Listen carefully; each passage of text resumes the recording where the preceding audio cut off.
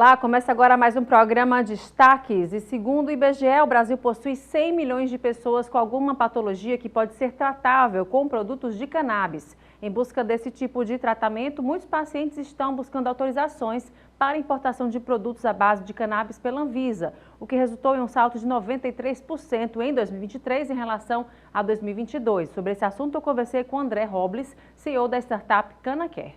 Olá, André, obrigada pela sua presença aqui com a gente. Oi, Helena, obrigado. Obrigado a você também por me ter recebido aqui. André, Um falando prazer. sobre... Prazer é nosso. Falando sobre a CanaCare, isso, conta um pouco sobre a startup de Uhum. vocês, como é que foi pensada ela, né? Ela abrange todo o território nacional, é isso? Isso. A Canacare foi pensada a partir de uma necessidade minha, que eu tive que eu tenho já há muitos anos que eu tinha insónia. Então, em 2022, eu conheci os tratamentos com cannabis e realmente era uma situação para mim que eu já estava desesperado, não conseguia dormir, não é? Então, quando eu conheci os tratamentos com cannabis, aquilo que aconteceu foi que realmente o processo em si era um processo complexo, porque por um lado tinha que encontrar um médico que prescrevesse cannabis, o tratamento de cannabis, por outro lado tinha que tratar das autorizações da Anvisa, tinha que encontrar o produto depois, eu não sabia se existia em farmácia, se tinha que importar. No fundo, foi um processo bastante complexo que eu passei para começar o tratamento. Quando eu comecei realmente o tratamento, no meu caso, desde logo fez efeito, então realmente foi muito legal ver como funcionou para mim, que realmente a qualidade do sono e a minha qualidade de vida também durante o dia melhorou muito. E aquilo que eu senti foi que realmente havia no mercado esta falta de alguém que conseguisse facilitar este acesso aos tratamentos de cannabis como aconteceu para mim. Então, tivemos a partir daí, eu junto com dois sócios que, entretanto, trouxe também para o negócio a ideia de criar a Canacare no sentido de facilitar o acesso das pessoas aos tratamentos, que realmente não é um acesso fácil. E aí, nesse sentido, a gente fala, ainda tem muito preconceito, né, André, com relação à utilização da cannabis para uso medicinal, assim, mas a gente já viu eficácia comprovada para diversas patologias, né, enfim. O que ainda tem de difícil aí para as pessoas entenderem que ela ajuda, né, que ela dá Uhum, qualidade de vida, uhum. como deu para você, no caso? Certo. Não, tem muito preconceito, sem dúvida, a nível do Brasil, a nível do mundo, onde existe muito esse preconceito. Aquilo que falta, acima de tudo, no meu entender, e é aquilo que para nós tem sido realmente aquilo que nos move enquanto Canaquer, é a informação. As pessoas muitas vezes estão abertas realmente a um ou outro tipo de tratamento que seja alternativo, mas têm falta de informação. E quando têm falta de informação, as pessoas se sentem inseguras. E obviamente que a cannabis, desde sempre, que foi muito demonizado no passado, também foi muito demonizada, faz com que realmente as pessoas sintam muitas vezes esse preconceito, mas que aos poucos e cada vez mais estudos clínicos vão surgindo no Brasil e no mundo também que comprovam a eficácia, as pessoas ao pouco vão experimentando, vão realmente quebrando cada vez mais esse preconceito e vão entrando cada vez mais neste tipo de tratamento. Nós hoje em dia, por exemplo, na Canacare, com um ano de vida, temos mais de 3 mil pacientes cadastrados na nossa base, ou seja, existe realmente uma demanda reprimida muito grande, ou seja, as pessoas querem realmente, estão desesperadas, já não aguentam mais com ansiedades, com depressão, com insónia, com dores crónicas, com outros tipos de doenças como Parkinson, como Alzheimer, como epilepsia, então as pessoas estão dispostas realmente a experimentar algo novo e é por aí que nós temos entrado bastante também para combater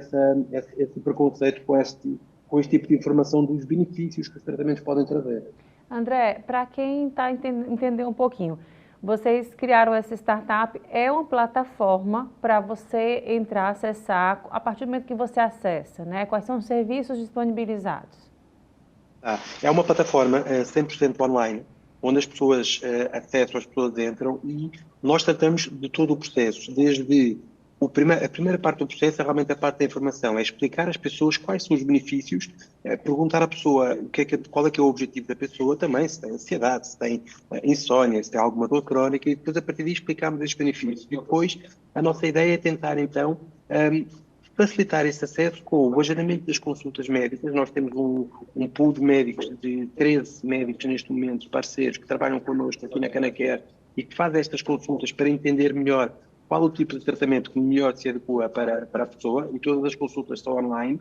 E depois a segunda parte do serviço que nós temos é tratar toda a parte da autorização da Anvisa, porque cada importação de produto exige uma nova autorização da Anvisa, então nós tratamos disso também para os nossos pacientes, para que eles não tenham que se preocupar.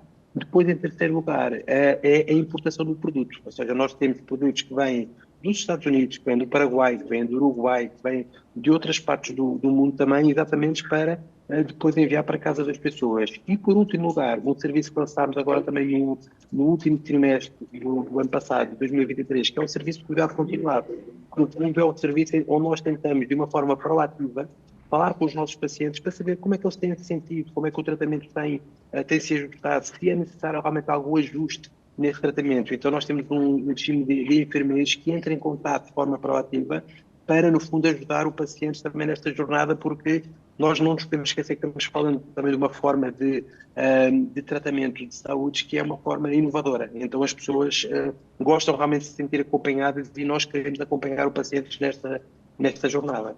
André, e a partir de uma dor sua, né, pessoal, você está resolvendo a dor de muita gente, né? E a partir, que é o que a startup já pega, né? Ela vai na dor, né, do que está precisando no mercado e faz. Nesse caso, assim, dessas pessoas que já utilizaram, né? Como é que você falou que tem essa nova plataforma também dentro dela, né? Que é do feedback, de saber que está tudo bem. Quantas pessoas já foram beneficiadas? Tem gente aqui do estado do Ceará também?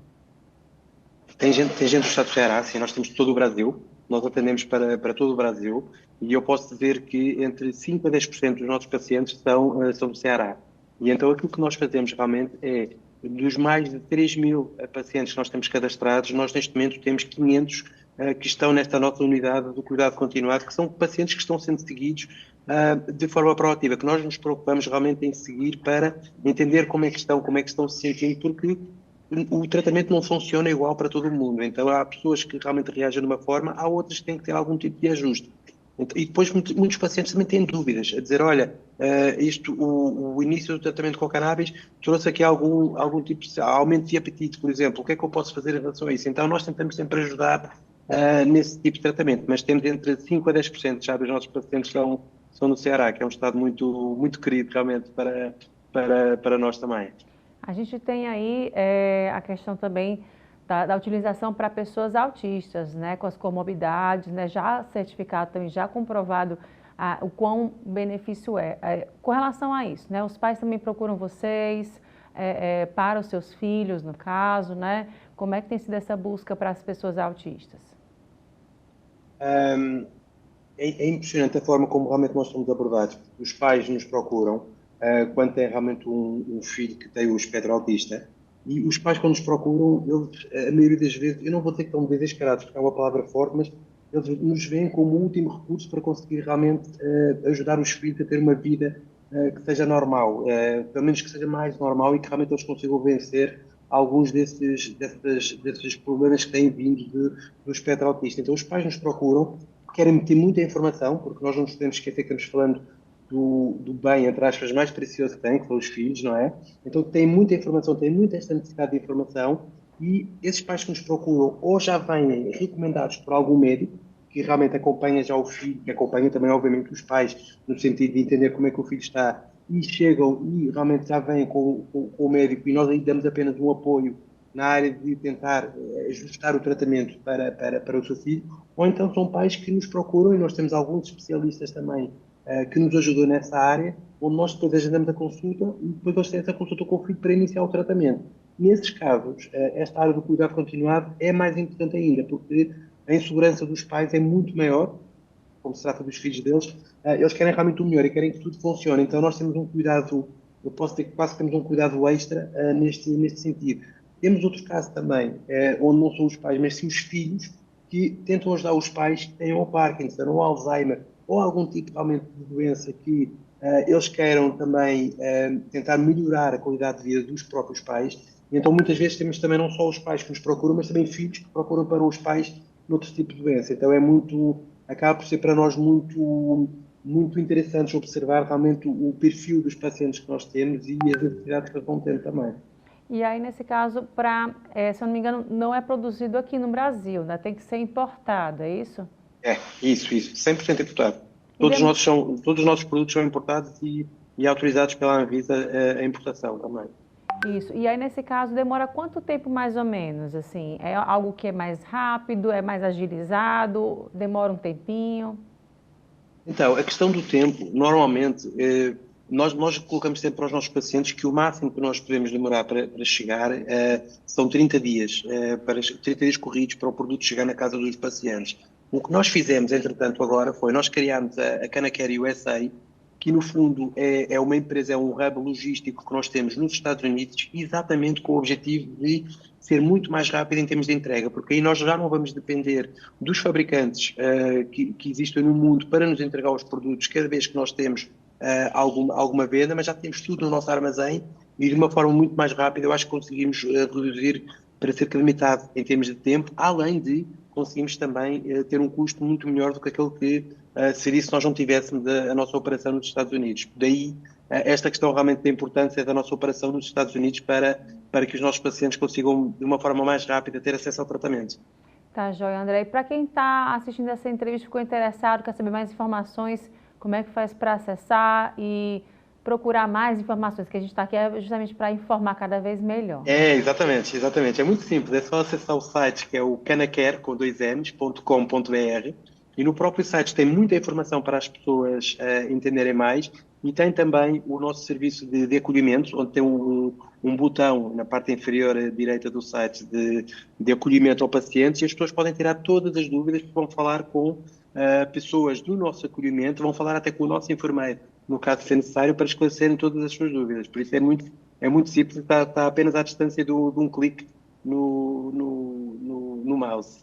Tá, joia, André. Obrigada mais uma vez aí pela oportunidade, Obrigado você, pela Elaine, conversa. Também. Sucesso aí, viu? E até a próxima. Muito obrigado, foi um prazer, tá? Muito obrigado. Prazer também, até a próxima. Tchau, obrigado. Tchau. E agora o intervalo, a gente volta em instantes com mais destaques.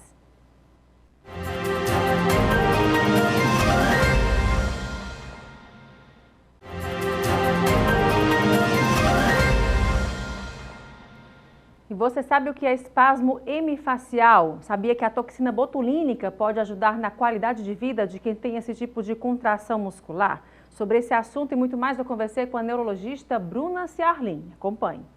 Doutora, muito obrigada pela sua presença aqui com a gente. Vamos conversar um pouquinho sobre espasmo hemifacial. Hemifacial. Isso, com relação ao espasmo hemifacial, né? Conta um pouquinho para quem está assistindo quais são as características e como identificar. Certo. O espasmo hemifacial, como o próprio nome diz, ele é um espasmo, são contrações involuntárias na hemiface, então na metade do rosto. O paciente não consegue controlar esses movimentos, né? E, assim, qual é o problema de ter um espasmo hemifacial?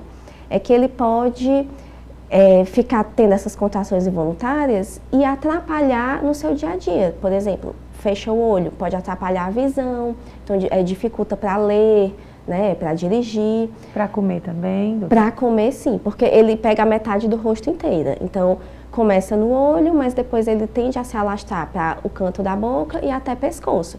E aí fica entortando a boca, atrapalha de falar, de comer, além de causar um constrangimento social. Então, tem pessoas que se isolam mais, né, deixam de ir para eventos, não gostam de tirar fotos por causa do espasmo involuntário. Isso é o comumente conhecido como tique ou não? Tem uma diferença? Não, são doenças diferentes, né? Antigamente pensava-se que era a mesma coisa, mas hoje em dia vê que é diferente. O tique, ele pode ser suprimido. Você nem sabe se o nome é esse mesmo, é tique, né? Mas é que a pessoa tem... Existe. Tique é o nome científico mesmo da doença. O tique, ele pode ser suprimido. Então, a pessoa, quando ela quer muito, ela consegue parar o movimento. E o espasmo hemifacial, não. O movimento é involuntário, a pessoa até dormindo continua fazendo o movimento. E no determinado ponto da cabeça, né, do cérebro, é isso que comanda esse movimento? É meio desregulado, como se fosse assim? Isso. Então, assim, ele é por uma ativação anormal do nervo facial, que é o nervo que controla a nossa mímica facial. E existem algumas possíveis causas, né, para o espasmo hemifacial. Então, quando o paciente chega com essa queixa, a gente consegue diagnosticar logo no exame clínico, porque ele tem o espasmo involuntário, e aí a gente tem que investigar. A maioria das vezes é causada por uma compressão do nervo facial. A gente tem que excluir causas, né, mais graves, por exemplo, um tumor, uma malformação, que possa estar comprimindo ali o nervo facial, mas na maioria das vezes é causada pela compressão de um vaso sanguíneo passando em cima do nervo. E aí esse vaso sanguíneo fica ali pulsando em cima do nervo, vai causando uma irritação e o nervo vai ativando involuntariamente. E aí causa o espasmo hemifacial. E nesse caso, né, já é diagnosticado a paciente dessa forma, quais são os tipos de tratamento que existem atualmente? A gente tem 2 tipos de tratamento, tem o tratamento medicamentoso e o tratamento cirúrgico, né? Antigamente tentavam-se medicamentos orais, como anticonvulsivantes, mas viu que o resultado não é tão bom, não consegue suprimir tanto o espasmo. E hoje o padrão ouro de tratamento é a toxina botulínica, o conhecido Botox, né? O paciente faz aplicações na metade do rosto, onde tem os músculos ativados, e são aplicações em intervalos regulares, para poder manter o rosto calmo, sem ter esse espasmo ativo. Em alguns casos, quando a gente faz a ressonância e consegue ver a compressão do vaso em cima do nervo, pode-se indicar o tratamento cirúrgico. É uma neurocirurgia, né? Em que é feita uma abertura aqui na fossa posterior do crânio e faz uma separação, uma descompressão do vaso em cima do nervo, então a gente separa. E aí, dessa forma, o paciente conseguiria ficar definitivamente sem ter o espasmo. Porém, muitos pacientes optam por não fazer esse tratamento pelo maior risco de complicação, que é uma neurocirurgia, né? E existe ainda uma pequena taxa de recorrência. Às vezes descomprime e depois volta a comprimir em outro ponto o nervo. E o Botox, no caso, ele tem se mostrado eficiente para muitas coisas, né? Para muitos casos, enfim, e para neurociência, né? Para os especialistas, para os neurocirurgiões, enfim, né? Para quem trabalha na área, seria uma ajuda e tanto, não só no caso, para só esse caso, mas existem outros também que são mais indicados, a toxina botulínica? Sim. Dentro da neurologia, a gente tem algumas doenças que podem ser tratadas com a toxina botulínica. Então, nós temos desde enxaqueca crônica, que é um tratamento também padrão ouro, 1A, a toxina botulínica, como outras doenças musculares. Paciente que teve AVC e ficou com a sequela, que é a espasticidade, que é a rigidez do músculo. A gente pode fazer a toxina para relaxar aquele músculo que está muito ativado. Tem outras doenças neurológicas, como a distonia. Então, a distonia é uma contração anormal da musculatura e o paciente tende a fazer posturas bizarras, que essa contração dói. Quando ele faz essas posturas, é muito doloroso. E a toxina botulínica consegue também melhorar esses sintomas, né? Existem outras doenças também, como salivação excessiva, a cialorreia, ou a sudorese excessiva, a hiperidrose, que também se beneficiam da toxina botulínica. Quem tem paralisia cerebral também é muito indicado, né, para a questão da salivação. Da saliva e da rigidez. O paciente também com paralisia, ele tende a fazer espasticidade ao longo do tempo, que é essa rigidez muscular. E aí, nesse sentido, essa pessoa ela tem esse tratamento para a vida toda, né? São intervalos, depende de cada caso, a aplicação. Isso. A toxina botulínica, ela tem um efeito temporário, então ela dura de 3 a 6 meses, depende do caso, depende da quantidade que foi aplicada, da musculatura. E aí, depois ela vai perdendo o efeito e precisa fazer novas aplicações. Se o paciente teve um bom resultado, você continua fazendo a aplicação. Doutora, a senhora falou sobre enxaqueca, né? No caso, existe a diferença da dor de cabeça que vem e que vai, e da enxaqueca de fato, né? Às vezes a gente fala assim, eu tô com enxaqueca, essa dor que incomoda muito, é a enxaqueca de fato? Como é que a gente consegue identificar? Pronto. Existem 2 tipos principais de dores de cabeça, as mais comuns, né? Tem a enxaqueca do tipo tensão, que a maioria da população tem, né? Que é uma dor de cabeça, que ela não costuma ser tão incapacitante, é uma dor de cabeça mais holocraniana, então pega a cabeça inteira, ou só região frontal. O paciente consegue fazer suas atividades com essa dor, ela fica ali incomodando, mas ele ainda consegue, né, continuar o seu dia. E existe a enxaqueca, que a enxaqueca, ela não é só a dor de cabeça. A dor de cabeça é o sintoma mais conhecido, mas ela tem muitos outros sintomas. O paciente pode ter intolerância à luz, a barulho, náusea, chegando a ter vômitos, pode ter sintomas neurológicos associados, luzinhas piscando na visão, perda de um campo visual, formigamento, até a alteração motora, o paciente ficar sem conseguir mexer um braço por alguns minutos, isso pode acontecer, certo? Que são as chamadas auras da enxaqueca. Então, são doenças diferentes, certo? E os dois tipos de dor de cabeça, tanto a hipertensão como a enxaqueca, costumam acometer também mais mulheres, né? É uma doença predominantemente feminina. Tá? E nesse caso da enxaqueca com áurea, né? Às vezes a pessoa se espanta porque ela vai apagando mesmo, né? Os brilhinhos vai apagando a vista, depois eu falo porque eu já tive e a gente se preocupa, né? Ela meio que apagam lá, depois vai embora, depois ela vem e não dói, pelo menos em mim eu não sinto a dor, né? Mas depois ela vem, né? Uma dor insuportável, né? Isso pode ser ocasionado por hormônios, o tempo, a alimentação. Existe? A gente consegue identificar o que pode ocasionar? A enxaqueca ela é uma doença genética, então você tem que ter uma predisposição genética para ter esse tipo de dor de cabeça. Costumo dizer que a enxaqueca não é para quem quer, é para quem pode. Então você tem que ter essa predisposição genética. Tem que ter sido sorteado, né? Tem pessoas que nunca vão ter enxaqueca na vida.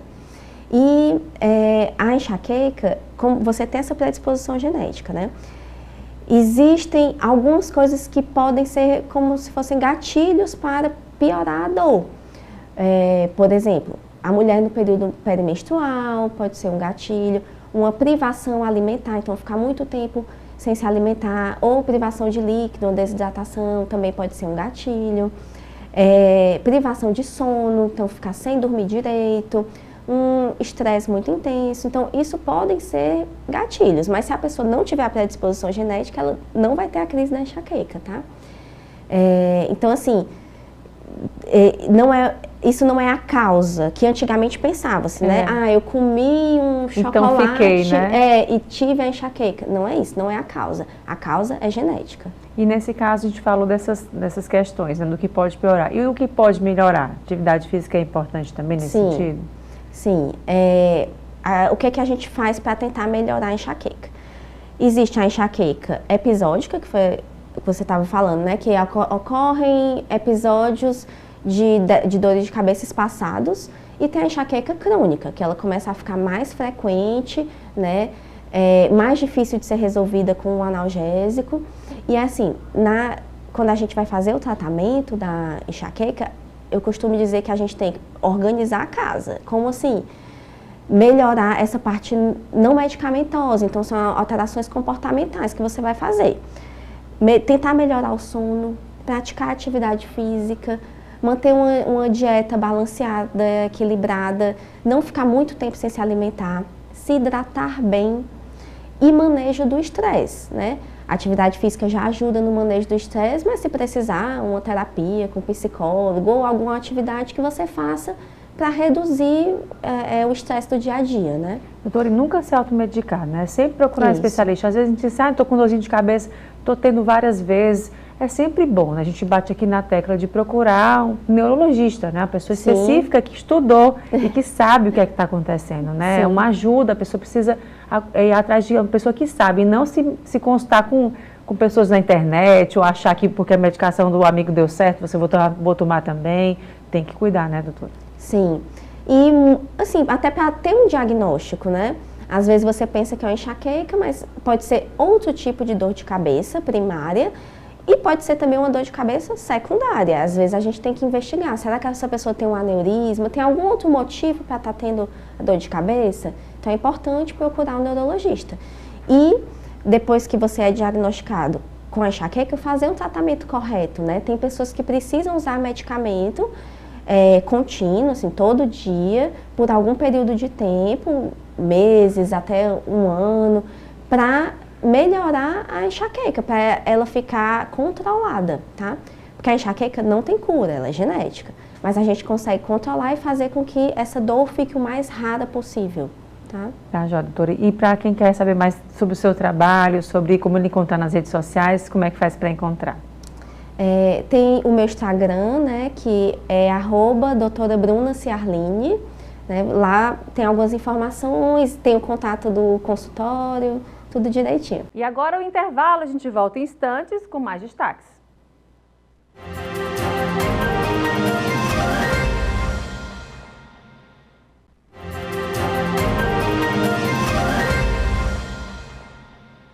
E em parceria com a Natura, a Prefeitura de Fortaleza fez a troca temporária do letreiro da Praia do Futuro para a Praia do Hoje, como convite às mulheres a aproveitarem o verão de todas as formas. Sobre o assunto eu conversei com Ana Mazzilli, gerente sênior de cuidados pessoais da Natura Brasil. Ana, obrigada pela sua presença. Falando um pouco sobre essa ação que foi realizada recentemente aqui entre a Natura e a Prefeitura de Fortaleza também, né? Mudou o nome da praia, né? De Praia do Futuro para Praia do Hoje. E é um convite, né, Ana? Conta um pouco para a gente. Bom, queria dizer primeiro, bom dia a todos, boa tarde a todos, boa noite a todos. E o objetivo dessa ação foi conscientizar uma questão super importante social, que é o bem-estar feminino. Quantas vezes nós, mulheres, né, não deixamos o nosso bem-estar, nosso autocuidado de lado? Pesquisas mostram que as mulheres deixam de ir à praia ou piscina no verão por insegurança em relação aos seus corpos, por não corresponderem a padrões. Então, a ideia dessa movimentação, dessa ação, né, foi chamar atenção, que a própria praia nos fizesse esse convite para que a gente se jogue, para que a gente curta o verão hoje. E aí, em parceria com a Prefeitura e com a Secretaria de Turismo de Fortaleza, nós trouxemos uma série de ações que aconteceram na praia esse fim de semana, né, e mais algumas que vão continuar acontecendo, para, de fato, ajudarem as mulheres a viverem o melhor desse verão. A gente mostrou aí nas redes sociais do Grupo Otimista, a gente mostrou também no Jornal Impresso, todo o grupo se mobilizou e mostrou essa ação de vocês no final de semana passado, né? Até a atriz Paola Oliveira esteve aqui também, encabeçando a campanha, né? Ela que é um ícone, né? de empoderamento, de aceitação, de ser quem se é mesmo, e é isso, né, Ana? A gente tem que ser assim, né? É isso aí. E aí, nesse caso, nessas ações que foram realizadas, né? Qual foi a avaliação de vocês? A turma daqui participou, achou estranho o nome da... Como assim? A Praia do Futuro agora virou a Praia do Hoje, né? As pessoas passando, tirando foto nos locais, no letreiro, né? Que está lá tão bonito, né? É isso aí, a gente ficou muito feliz com o engajamento, então, de fato, sim, gera uma certa estranheza, né? É uma praia super emblemática, então... As primeiras, as pessoas que leram só a manchete já falavam, nossa, mas estão mexendo no nome da minha praia. E acho que a gente fez isso com muito carinho, com muito cuidado. É uma mudança temporária, ela só ficará entre o dia 12 e o dia 29 de janeiro e vem junto com uma série de ações que realmente incentivam as mulheres a curtirem esse verão hoje. E aí, de forma geral, a gente vê uma repercussão muito positiva e muitas mulheres se engajando, comentando, indo para a praia curtir, falando, nossa, eu realmente vivi isso, ou, nossa, isso me deu vontade de vir aqui para a praia ver o que está acontecendo, porque é uma situação, né, uma questão social que muitas mulheres se identificam. Pois é, a gente vê muito isso, né, no dia a dia, né, de fazer uma dieta para estar com o corpo em forma no carnaval, no verão, né, para usar um biquíni, corpo de praia. Corpo de praia é o nosso corpo, minha gente, não tem outro corpo não, né, o nosso corpo maravilhoso que a gente, né, tem que muito bem cuidar dele, é o nosso templo, né, cuidar da saúde, cuidar da nossa estética também, mas não viver de pressão, né, Ana? A gente já tem pressão do dia inteiro, né, como em casa, com os filhos, né, trabalho, a gente se equilibra pratos, né, e ainda mais essa pressão, tá bom, né, de viver isso, né, a gente tem mais que aproveitar essa praia da melhor forma. E nesse sentido, vocês trabalharam junto com a prefeitura, você falou nessa contrapartida, né? Dá para falar um pouquinho para a gente como o que vai ficar de legado para cá também? Claro, então a gente conversou, né, fez essa iniciativa junto com a Prefeitura e com a Secretaria de Turismo. Nesse fim de semana do dia 13, a gente trouxe para a praia uma série de ações que incentivavam, então, as mulheres a se jogarem no verão. A gente tinha uma fotógrafa tirando fotos lindas das mulheres, né, valorizando os seus corpos. A gente tinha massagens acontecendo, então, experiências com os nossos produtos para estimular o autocuidado. A gente tinha empréstimo de material esportivo para que as pessoas, né, se sentissem ali estimuladas a começar um novo esporte, além da distribuição de brindes e cangas. E, além disso, foi combinado com a Prefeitura, né, um legado que a Natura deixaria para a cidade, que foi uma entrega de guarda-sóis para a praia e um patrocínio esportivo. E aí também nessa ação bacana, né, de deixar esse legado para quem fica aqui, né, e também mostrar nessa nossa praia tão bonita para o Brasil inteiro, né, é um momento muito legal de mostrar para todo mundo esse nosso espaço, né, essa nossa praia tão bonita que é a nossa praia do hoje, que vai ficar praia do hoje até o finalzinho do mês, né, e tem algumas ações também que vão continuar agora esse final de semana, é isso? Isso, as ações de empréstimo de material esportivo e algumas distribuições de brindes e amostras continuam até o final da ação, né? O último fim de semana é o fim de semana do dia 27 e 28 de janeiro. E o legal é que eu vi que tem peteca, né? Você pode jogar também de raquete, né? Na praia, tem aqueles quiz, né? A gente, nem sei o nome, Ana, mas é... Frisbee, tem frisbee, frescobol, da água, né? peteca. É o frisbee, né? Então, assim, é um convite também até para você tirar o telefone de lado, né? Deixa o telefone aqui um pouquinho, só para fazer aquela foto bonita, né? Se empoderar, mas deixa o telefone de lado e vai brincar um pouquinho também, vai aproveitar esse verão, né? Ana, muito obrigada aí pela sua presença mais uma vez. Parabéns aí por essa ação muito bacana, tanto de empoderamento, né, que vocês fazem da Natura com as mulheres, mas também dessa contrapartida aí legal aí para a gente aqui que fica aqui em Fortaleza, viu? Muito obrigada. Obrigada a você pelo convite. E espero que todos, então, vão para a Praia do Hoje, curtam muito essa ação e se joguem, principalmente todas as mulheres, se joguem no verão hoje. Obrigada mais uma vez, até uma próxima oportunidade. Até, um abraço para todo mundo. Obrigada. E para quem acompanhou as notícias do mundo da música, 2024 agora o cantor Natan decidiu dar uma pausa nos shows para cuidar da saúde. Ele afirmou que está com H. pylori. Você sabe o que significa isso? Para explicar mais para a gente, eu conversei com a doutora Alana Borges, especialista em endoscopia digestiva. Doutora, falando sobre, obrigada mais uma vez pela sua presença aqui com a gente, mas falando sobre essa questão do Natan, né? A gente fala dele porque o Brasil todo conhece, enfim, né? E ele disse essa pausa na carreira dele para cuidar dessa, é uma bactéria, como é que é identificada? Conta um pouquinho para a gente. Pois bem, o nome da bactéria é Helicobacter pylori. Ela é uma bactéria, tá certo? Normalmente, o meio de transmissão é desconhecido. Nós temos teorias na área médica que levam a crer que normalmente as pessoas se infectam durante a infância, através de alimentos, água contaminada, tá certo? Em geral, ela é mais prevalente nos países subdesenvolvidos ou em desenvolvimento, postula-se devido a essas questões hidrossanitárias de contaminação, e na realidade a maioria das pessoas, ela evolui uma vida toda sem sintomas, ela só se manifesta em um percentual menor de pessoas. Então, acredito que foi esse o caso do cantor Natanzinho, né? E no caso especificamente, a senhora falou que pode ser desde a infância, né? Existem gatilhos para ativar, digamos assim, essa bactéria que está lá, quietinha, não está fazendo nada, de repente muda tudo? Sim, existem alguns gatilhos, existem algumas pessoas que podem ser consideradas como fator de risco, não é?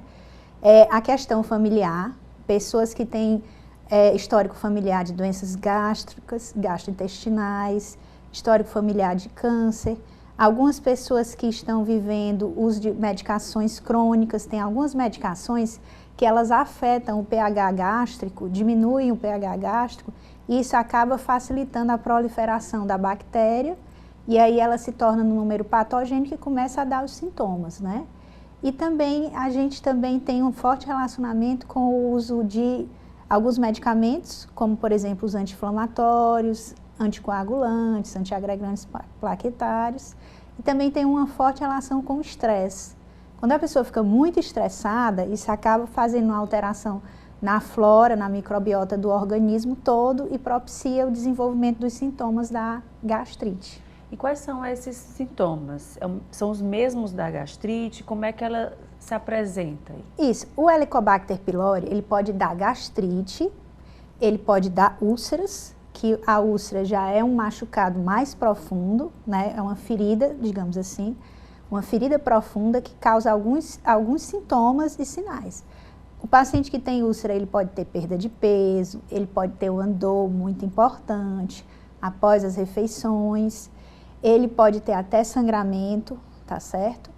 E essa úlcera, ela pode também acabar desenvolvendo e se transformar num câncer. São os fatores ditos de alarme, que a gente se preocupa logo, enquanto médico, quando vê um paciente desse jeito. Agora, os pacientes com a gastrite simples, eles podem também ter a dor, em geral, é a chamada dor na boca do estômago, dor no estômago, não é? Normalmente, essa dor é desencadeada por alguns tipos de alimento. Quando a pessoa se alimenta, por exemplo, alimentos ricos em gorduras, alimentos ricos em cafeína, alimentos que tenham muitos condimentos, pimenta, alimentos, frituras, normalmente desencadeiam os sintomas e o paciente fica com aquelas dores, empachamento, que é uma sensação de plenitude, a barriga distendida. Tudo isso são sintomas atribuídos à gastrite, que em geral a principal causa aqui no Ceará é o Helicobacter pylori. E no caso, a gente viu aí o período de festas, né? Natal, Ano Novo, todo dia era dia de se confraternizar, né? E aí vem bebida alcoólica, comer um pouquinho mais, frituras, enfim, né? Doces. Esse período agora de comecinho de ano, a senhora identifica que os casos maiores eles aparecem, as pessoas vão procurando mais as emergências, digamos assim? Os pacientes vão, esse é a período de consultório cheio. Já consultório para poder tentar cuidar, né?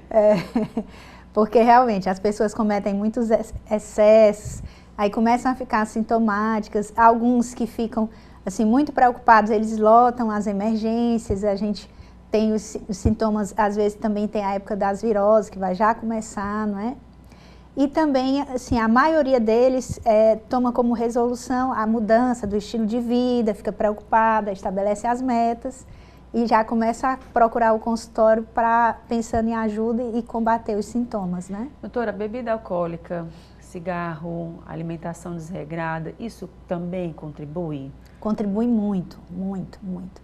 Porque é o seguinte, lembrem que eu falei, a maioria da população, na realidade, é assintomática, né? Porque ela está lá no organismo, é como se ela fizesse parte da flora, né? Então, na maioria das pessoas, ela não vai causar sintomas, ela fica lá, a pessoa fica a vida toda, nem sabe que teve, porque o diagnóstico, você me perguntou, o diagnóstico ele é feito através dos testes, então o teste mais praticado em nosso meio é através da endoscopia. Quando o paciente é submetido a uma endoscopia, é feita a biópsia, que são a retirada de pequenos fragmentos gástricos, e aí aquele material é enviado para a patologia, o médico patologista faz a análise no microscópio, então ele identifica literalmente lá o Helicobacter pylori, né? Então, os fatores que contribuem são os erros alimentares, pacientes que ingerem muitos alimentos que tenham ultraprocessados, essas frituras, alimentos com baixo valor nutritivo. Também os alimentos, nós temos que levar em consideração também a temperatura dos alimentos, né? Alimentos muito quentes, eles podem fazer uma agressão tanto ao esôfago quanto ao estômago. Isso daí facilita a proliferação da bactéria e o surgimento dos sintomas. Bebidas quentes também? Bebidas muito quentes, O ideal é para as pessoas que sofrem de problema de gastrite é dar uma moderação na ingesta de café, não é? Dar uma diminuída. E o álcool também, porque assim, quando o Helicobacter pylori, numa determinada população, ele pode evoluir para câncer. Então, quando a pessoa soma os fatores de risco, ela aumenta o câncer, a possibilidade de câncer nela. Então, se a pessoa tem o Helicobacter pylori, se ela tem um histórico familiar de câncer, aí a pessoa fuma, outro fator de risco. Bebida alcoólica, outro fator de risco. Então, ela vai acrescentando fatores de risco, que isso daí torna uma pessoa de mais alto risco de desenvolver a complicação que é a complicação mais temida, o câncer. No caso, gástrico. para a saúde do estômago, né? A gente falando aqui agora dessa saúde gástrica, digamos assim. Exercício e água, eles também se unem para poder, de que forma, ajudar nesse sentido? Isso, sim. Do mesmo jeito que nós temos os fatores de risco, nós temos os fatores de proteção, né? Digamos assim. Então, para a saúde digestiva, a água é muito importante, está aqui a nossa água, né? Já estamos até bebendo, inclusive, a nossa aguinha aqui. Então, a ingesta hídrica em toda a população, recomenda-se um mínimo de 2 litros, né? 2 litros por dia de água. Então, a água é um fator, a água é vida, eu gosto de falar assim, é um fator de proteção, a ingesta d'água, de todo o organismo, especialmente o trato digestivo, tá certo? Um estilo de vida saudável, a pessoa que tem rotinas, hábitos saudáveis, eles são protetivos. Então, a pessoa que dorme bem desde a infância, né? O bebê que começa dormindo bem, que ele é colocado nos hábitos alimentares saudáveis, aquele bebê diminui a chance de doenças crônicas ao longo da vida, né? Então, aquilo ali é um hábito que deve ser levado para a vida toda, né? A rotina é dedicar pelo menos, depende da faixa etária, mas pelo menos 6 horas nos adultos, é o mínimo de 6 horas de sono, porque aquilo ali também protege contra doenças crônicas, deixa o sistema imune fortalecido, proteger contra as doenças, qualquer tipo de doença, né? E a alimentação saudável, com a alimentação nutritiva. Então, assim, a maioria das pessoas tende a desvalorizar a nossa alimentação brasileira. Mas a alimentação brasileira, digamos assim, o prato típico do brasileiro, o arroz, o feijão, a proteína. A combinação arroz e feijão é perfeita, é uma combinação nutritiva. Os problemas começam a acontecer quando a pessoa sai do nutritivo, do saudável e vai para o ultraprocessado, para o industrializado, que não tem valor nutritivo. E naquela desculpa, né, de dizer assim, eu vou mais rápido porque eu estou apressado. O fast food. Né? Come de uma vez também, não consegue nem mastigar. A mastigação é importante também? Importantíssima, a mastigação. Então, assim, para quem está tentando mudar os hábitos de vida, mastigar os alimentos, dedicar um tempo às refeições, isso é muito importante. Então, assim, o trato digestivo, ele é todo comandado por estímulos neurohormonais. Então, quando a pessoa está se alimentando, o cérebro ele precisa de um tempo para entender. Opa, estou comendo, está comendo. Então, até o cérebro processar e saber, e aí, quando o cérebro processa, já começam os hormônios, os estímulos neurais e neurohormonais que vão dar a saciedade. Então, a pessoa não come demais, porque a obesidade é um fator de risco para várias doenças, inclusive o câncer, né? Então, esse papel da mastigação, ele é importante. Ele também faz com que o alimento, ao ser deglutido, ele já vem macerado. O ideal é que a mastigação seja uma mastigação controlada, né? Que a pessoa esteja longe das telas, que seja um momento em família, porque também envolve as interações sociais. Porque, como eu lhe falei, tudo é controlado pelo mecanismo neurohormonal. Então, faz parte da interação social, aquele momento ali, você dedicar pelo menos meia hora para as grandes refeições e fazer daquilo um negócio que seja agradável. Então, o alimento, ele entra, ele começa a ser mastigado, já é para ele entrar no esôfago, que é o órgão que conecta o estômago à boca, né? Ele já está macerado, né? Assim, numa consistência mais macerada, para que quando chegar no estômago, o suco gástrico que vai fazer a digestão, entendeu? Então, ali já tem as liberações hormonais, neurohormonais. Então, aquilo ali começa a estimular, o estômago vai sendo repleto, e aí o cérebro computa. Então, por isso que é muito importante, é uma das coisas que eu passo muito para os meus pacientes, quando eles me pedem a dieta e tudo, eu digo, olha, tem que mastigar bem, comer de uma vez, engolir não dá certo, vai comer demais, né? A pressa não ajuda ninguém, né, doutora? Não ajuda ninguém. E nesse caso também com relação aos protetores gástricos, né? Muitas vezes Ah, vou tomar um aqui que vai, estou sentindo azia, vou tomar, não estou sentindo mais nada. Mas não mudou, né, a sua alimentação. Então, assim, vai só escondendo, né? Ou, de fato, aquilo dali protege naquele momento.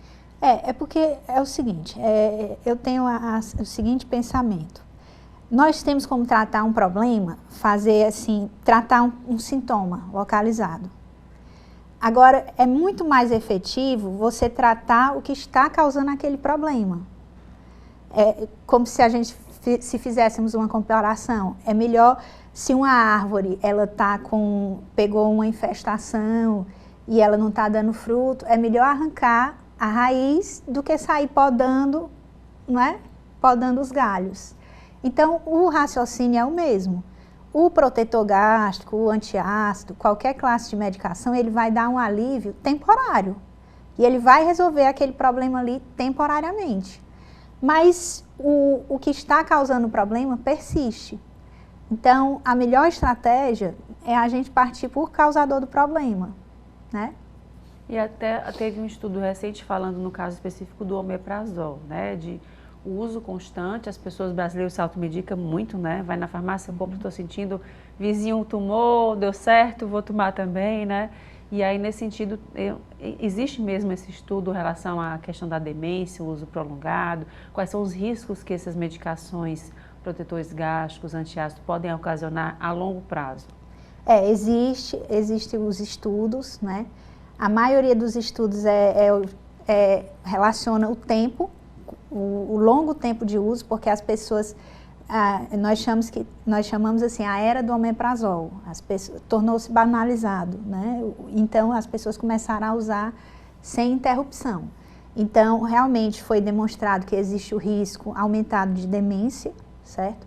Existe um risco que a gente chama de polipose. Pólipos são pequenas lesões benignas, gástricas, porém, elas, como qualquer coisa na medicina, na natureza, pode degenerar muito raramente para uma malignidade. Mas existe o risco aumentado de polipose, que é considerado uma lesão pré-maligna, tá certo? Embora seja benigna por sua natureza. Mas se a pessoa tiver, né, se tiver um histórico na família, uma coisa pode acontecer. Pode né? acontecer, E outro risco também é de osteopenia, osteoporose, afeta até a saúde óssea, sabe? Pode causar atrofia gástrica. A atrofia é a diminuição do preguiado mucoso com a diminuição de células gástricas. E isso é outro fator de risco para neoplasia. Então, no caso, para mulheres também, por exemplo, que está na menopausa, não é seria muito indicado, em relação à questão de osteoporose também, né? Agravar, né, nesse caso. O certo é usar medicamentos sob orientação médica durante o período que o médico achar necessário, o médico combina com o paciente, mas para tudo na medicina tem a nossa participação enquanto médica e tem a participação do paciente. Então, assim, tem que haver um diálogo e o tratamento é combinado, assim, você combina com o seu paciente, né, explica.